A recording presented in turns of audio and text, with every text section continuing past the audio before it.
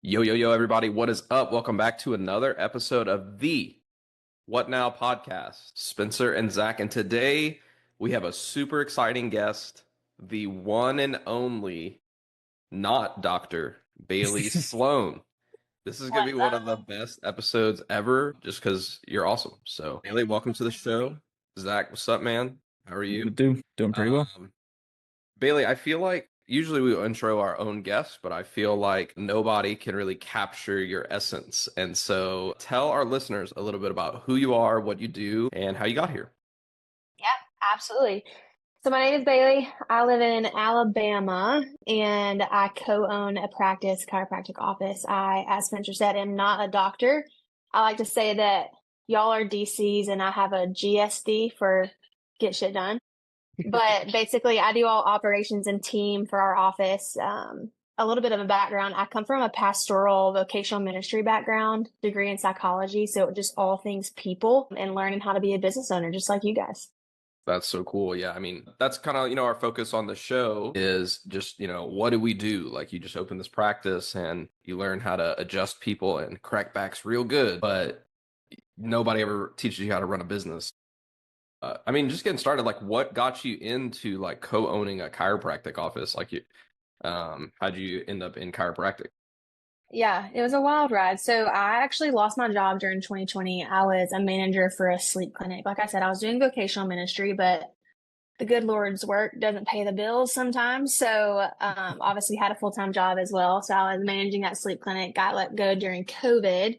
And then one of my friends was just a CA at the office in town. So they needed someone to do social media marketing. But as you know, if you get hired to do social media marketing, you're a CA and going to be learning all that as well. So I basically did that and just was really mind blown.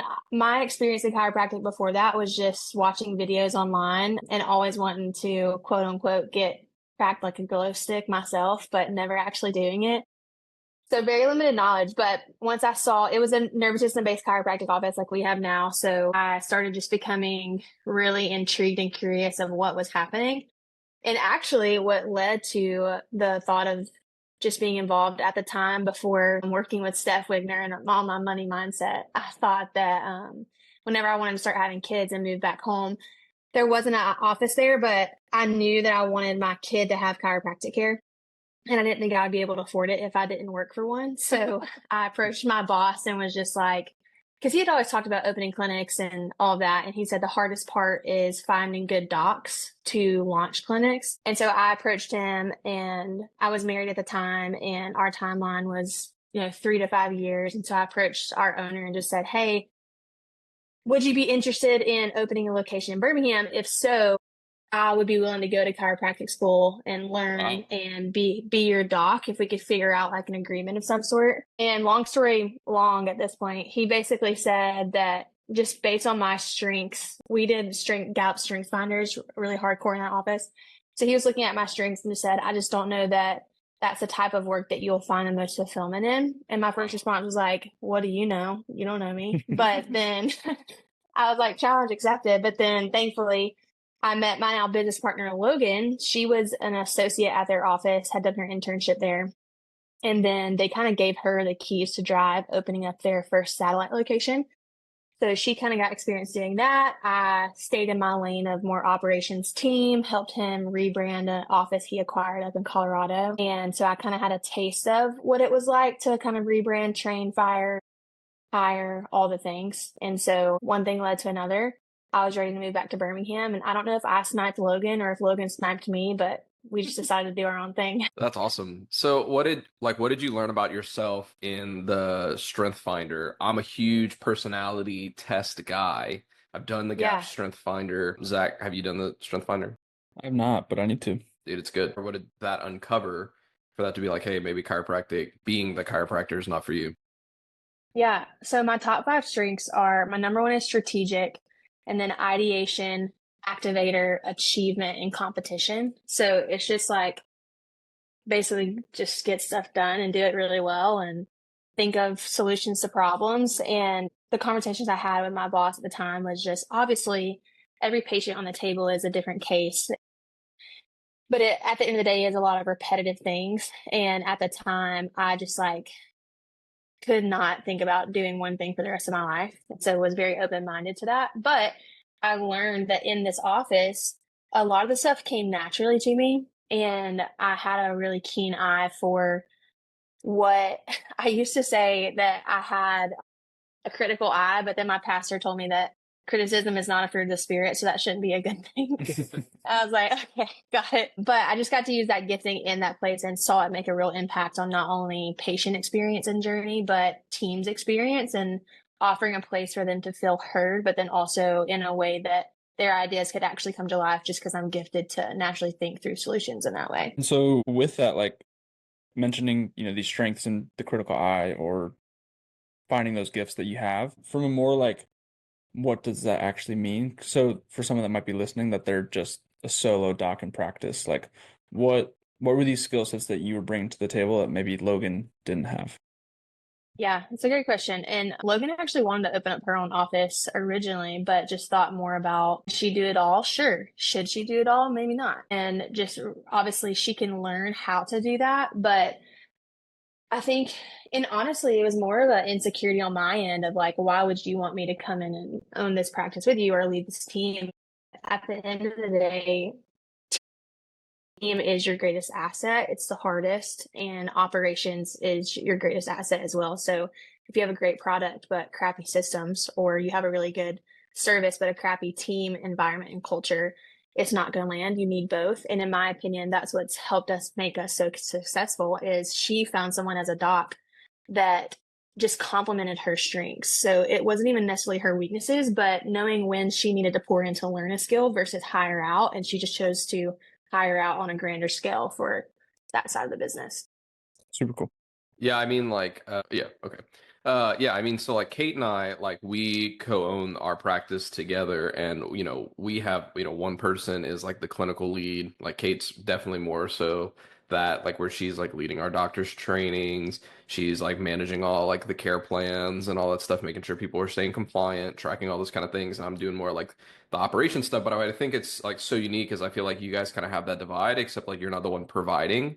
And like that's like really the tough part, like as like the visionary and like the back end like systems guy, is like I have to still like deliver chiropractic while I'm thinking about all those things. And so like I think it's really cool how you get to like truly focus on that. So like what's like a tangible list of like your responsibilities versus like Logan's responsibilities? Because I think that like a lot of our listeners, especially if they're just starting out in practice, are just like, well, like I just, then I just do the business stuff. But what does like doing the business stuff look like for you guys? Yeah. So Logan will say all the time, she's pretty spoiled. So she really just gets to be a doc and anything that I legally can't do. She adjusts, she analyzes new patient files, obviously scans, she does doc training, that. And not to say she is not involved in the team, obviously, like we're equally as a unit, like as you and Kate are in the office in terms of authority or leadership. But my tangible list of stuff is like in a week, it could be payroll, which some of this I've delegated to another CA, but payroll, it's social media, it's getting content, it's creating graphics or promotional materials for an event, it's planning the event, it's reaching out for network connections. Logan still does a good bit of that. And honestly, she's the face. I more so put those networking meetings on her calendar for her, just shopping for opportunities that align with not only her, but the office as a whole. As far as like bookkeeping, you can hire out bookkeeping, but you probably still need to do it yourself. So just doing that, cross-checking. She does handle credentialing. So just making sure she's up to date on credentialing. The office is credentialed. That's what we need to be. We're a cash office, so there's not as much back end like insurance compliance. It's gonna come back. It's gonna happen. We want to do. I've heard like a health and smart split it away. Doctor does much leaving out. Oh, Rosen. Yeah, you'd been frozen. You're back, but you there? No. Where did I cut off? When you started talking about insurance, when you said we're a cash Right. office, so there's not as much to do with insurance. Yeah. Okay. So I'll try to pick up and flow from there. It's going now. Yeah. Okay. We're a cash office, so not a network with insurance. Pretty much anything that you can think that is not a doctor's duty in terms of clinical responsibility, I pretty much lead up. Nice. So then like you obviously said like you delegated a lot like to other CAs or other team and stuff like that. What does the Cadence team look like right now? Yeah, it's a great question. And honestly, I think this is really helpful because not every single doctor is going to have the capacity or capability right off the bat to hire like a second in command. So your team is that unit until you can hire someone more in charge of that lane. So right now we call her our lead CA. She's going to be my replacement as office manager. We're just not to that caliber right now where I need to step out fully. So she does all things. She's our front desk expert, but cross-trained on eval. She helps me with payroll, creating care plans, doing more back office admin stuff. And then we have another CA. She's mainly eval and helps out with a little bit of marketing, some graphic style things. And then we just hired two associates. So one is a full-time adjusting doctor and the other one is part-time. She needs some more adjusting mentorship, but we actually interviewed her at the end of the process when we were about to offer the position to the other girl. And we were just like, man, you can't let a good one go. So here's what we can offer you part-time. And she accepted it. So she's doing more like back office doc stuff of analyzing scans and paperwork and stuff like that. What would you say, like, since you guys have like this dynamic and you're like fully locked in like on the business stuff, what do you feel like is like your, I don't want to say like what's your like secret sauce, because like, but like what do you feel like really makes Cadence different in operations? Because you guys have scaled like super duper fast. Like, I think that we're like kind of around, I think I'm like our practice is like a 6 to 8 months, like a little bit older than yours.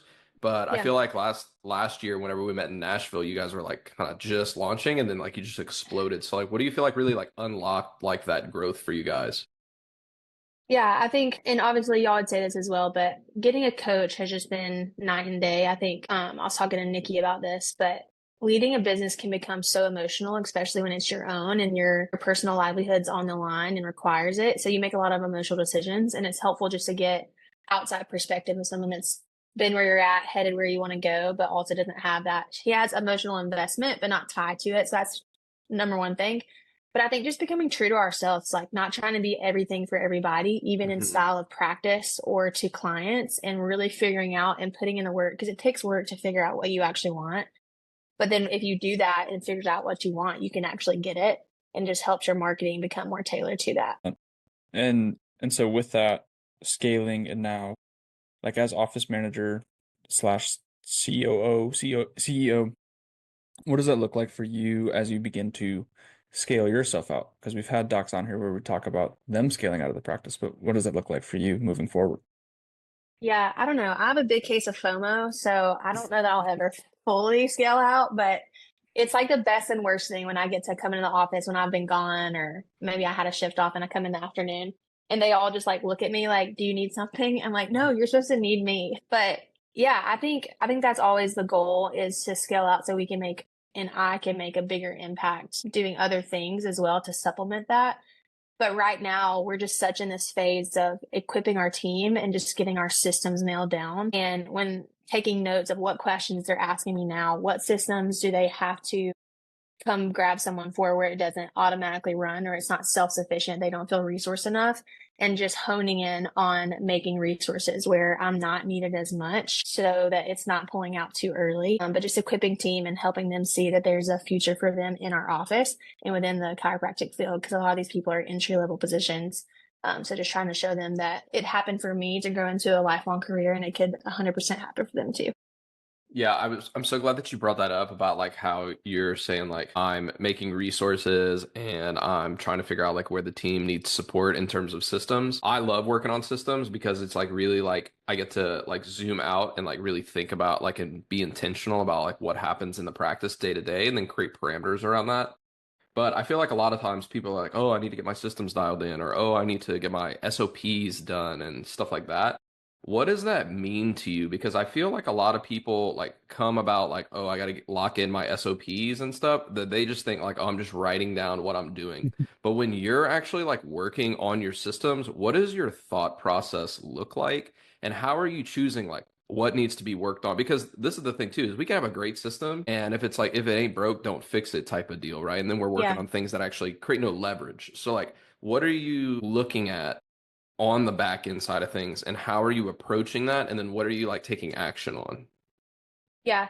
No, that's a huge like distinguishing factor too, because there's a difference between improving a system and fixing a system. And I feel like a system-minded people can improve systems all day long. But I think for me, it's I try to take a couple shifts a week or at least a month of just observing and just seeing what goes wrong or what could go better. And especially when it comes down to if I'm out of town. So again, like I said, taking note of what questions are asked, what things get missed, and then I really think it just comes down to we map out our patient journey. And so there is like an SOP of what we do, what each person is required to do.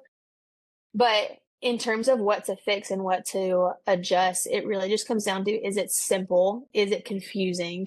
If there's this really great exercise that I learned in school, and it's called the PB&J writing. I don't know if you've heard this, but I just saw TikTok basically, about it. okay, yeah. So these kids will write an instructional. It's supposed to be like a about a writing essay practice, whatever. But they write how to write a PB&J, and the Yeah. person reading it does exactly what they do. So if they say like put the PB&J on top, they just like put it on top of the bread, like not on like one side. And so it's really funny, but the principle that it had taught me actually was a lifelong principle for me, is like you have to be super specific and act as if this person, my goal with SOPs is for someone new to come in, read that, and be able to be functional. Now, of course, they'll need more training in terms of objections, different situations, but you should be able to come in, read a task, and then maybe watch it and be able to like, okay, that makes sense. I can follow this instructional once I've seen it once and conduct how it's supposed to be. Yeah, I mean, for me, it's literally just like that. It's like if somebody, if like everyone on the team left today and we brought in all new people who have never been in our practice and we would only give them our training videos slash training manuals, could the office still run? Like that's pretty Yes. much it. Could I give you just this one resource?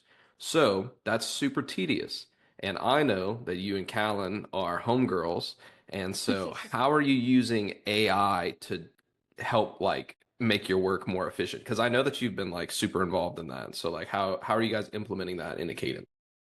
Yeah, there's a couple different ways that are really big game changers. Obviously, I mean, our whole entire team is in her boot camp right now. So at 1 o'clock, we're all huddling around our separate computers to learn. So I think that's a big part of it, is making sure that you're not just learning AI if you're going to implement it, making sure your team feels equipped too. But a couple of game changers that we've implemented, two of our team members, English is not their first language. Wow. So, but they're on front desk. So they are responding to messages. They do great on the phone, but responding with like grammar and the cadence style of text, where I want it to be no matter who you get a text from, it's with our brand voice. It's you're texting Cadence, not texting Bailey or whoever. So we set up a custom GPT. I basically took, and all this comes from seeing problems, like I said earlier, like analyzing issues. I'm constantly having to tell people things. And I realized that they were just sounding so angry on text message or like didn't care at all. And I was What's like, they like an just told example you of that? we would have one girl like that text us and said, we just had, or like our baby was born, we're going to have to cancel the visit. And instead of being like super excited and pumped and all caps and exclamation points, it would be like, yay. Do you want me to reschedule? Like, bro, like that's not what we do. Yay, all lowercase. Yeah, literally, period. And then, so what I did is I went back through and I just copied like 25 text messages that were not ideal responses. And then I built this custom GPT with our brand voice, with our messaging from our website and some copy I'd written. And I pasted those text messages and then rewrote them how I would want them to come across. And so now we have this, it's bookmarked on our Google Chrome it's called sending text cadence style. And you basically just type what you would want to say and it pops it back out more structured. But the team has really loved to come to learn it because it honestly saves time. Because a lot of times it's just a lack of time and effort to sit down and put thought into a response. So it's a quicker way. Another way we use it is coaching. So this kind of goes to what you were saying too of could they come in and read the manuals, all of that, and be set up and ready to go. Something I've started doing too is when I'm training a new team member, I'll Loom record our training. So like, let's say we're sitting down to do health history or a care plan review. Let's use that. So I'm teaching them how to walk through a care plan, review financials, close it, the options, all of that. I'm going to record that. But then also I have a custom GPT built out with our sales process, what information they've heard up to this point, and then our ideal client avatar plugged in there. And so I'll give it a scenario and say, okay, you're a 4-year-old boy's mom, brought him in for constipation, colic, etc. This is the care plan. Give me feedback. So then it records you reviewing it with your tone and all of that. And then it just spits out objections. So it's like, okay, well, what about frequency?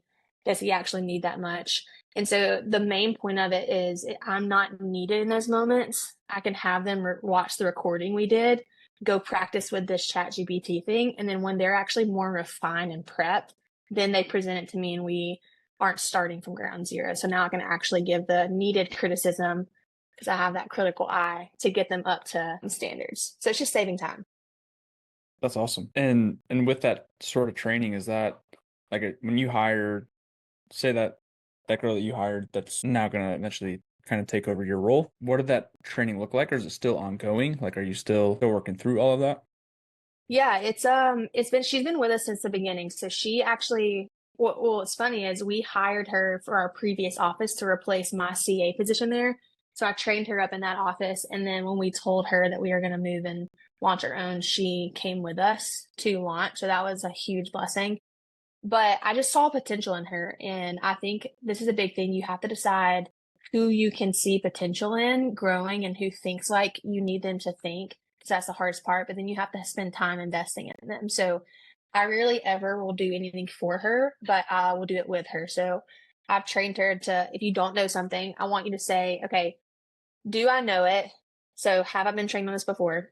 Can I find it? Is there a resource out there that I've already answered this question? If not, come do it with me. And so they'll come and tell me the problem or tell them what they can't. And now what I've started doing is, like, let's say, for instance, we have SOAP macros for our SOAP notes. And so I'm training her how to lead system stuff like that for when I'm gone, if something needs to change. So now I'll, again, hit a Loom, record me explaining it to her, and even like paying our bills. We did a Loom video. She went back and watched it. And so she hasn't had to ask me any questions because one training is not going to be enough by any means. But it's just doing stuff with her. And then the second thing I would say is teaching her how to think. So basically the whole teach them how to fish, not just give them a fish or whatever people say.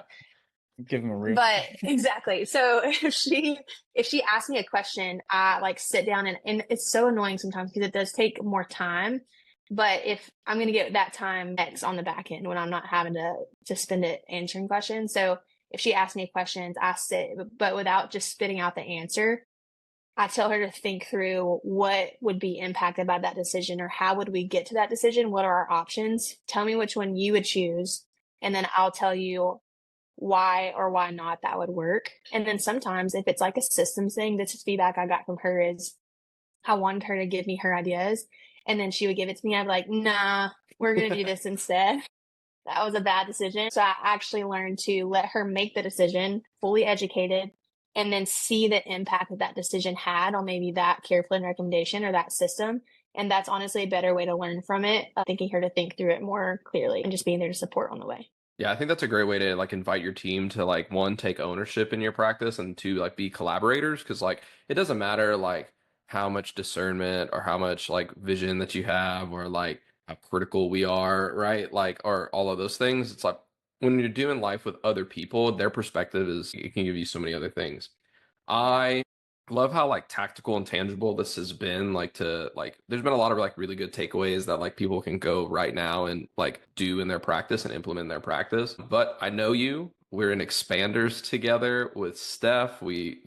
I feel like we have built this pretty good relationship over the past year and a half or so. And as much as you are good at systems, I think that like I love to like hear you like let it rip on mindset and all of those things. So to transition like into kind of our last like closing thoughts for the episode, talk to people about where you were with your money mindset in practice specifically, because I'm sure that comes like with its whole deal not being a chiropractor. where were you at with your money mindset? How are you working on it and have worked on it? And what would be your biggest advice to people who are struggling to live in abundance and all of those things in their practice?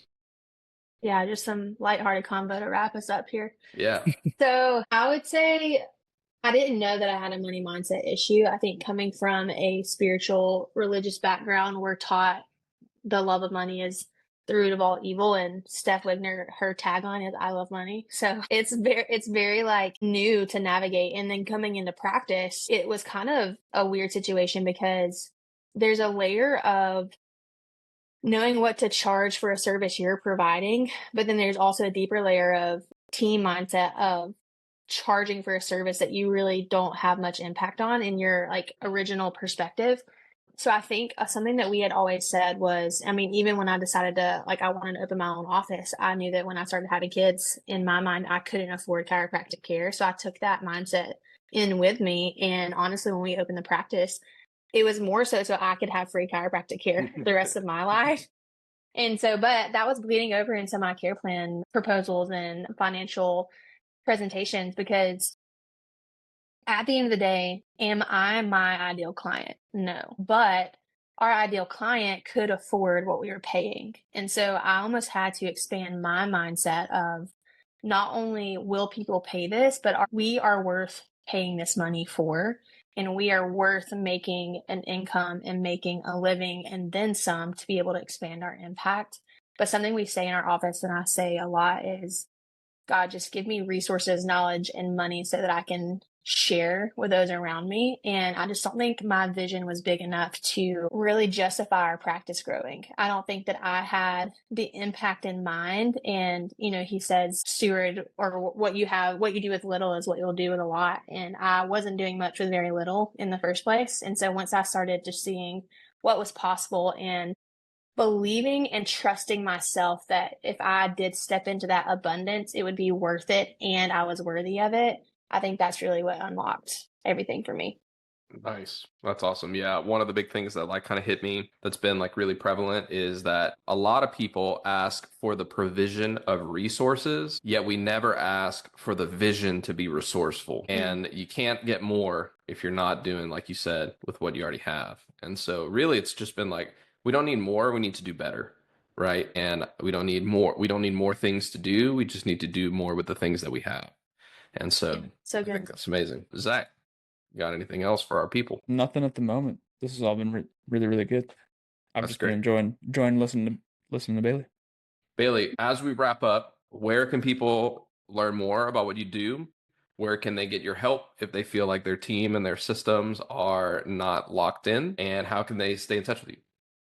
Yeah, it's a great question. You can pretty much find me at any Stephanie Wigner event. But other than that, my Cadence, our Cadence Instagram is Cadence Chiro. And then my personal Instagram is Bailey with 2 Y's, Sloan, Sloan. But I'm around. We'll be chatting. Hopefully we can make a bigger impact soon and connect with just practicals in other ways. But just follow along and see the good life over here. Nice. Okay. And then if you have listened to our show, a lot of times we like to ask our guests this last question as we close. But if you had to go back to yourself the day that you open your practice and give your startup self one piece of advice, what would that be? I would say figure out your vision, lock into it, and don't let up until you reach it. Nice. And with that, you'll be on top soon. So, hey guys, thanks so much for listening to this episode of the What Now podcast. Make sure that you give Bailey a follow and a shout out if you like this episode. Bailey, I'm excited to see you guys in Nashville very soon. Yeah. We'll see you guys soon. Thanks so much for being on the show. Peace. Thanks. Peace.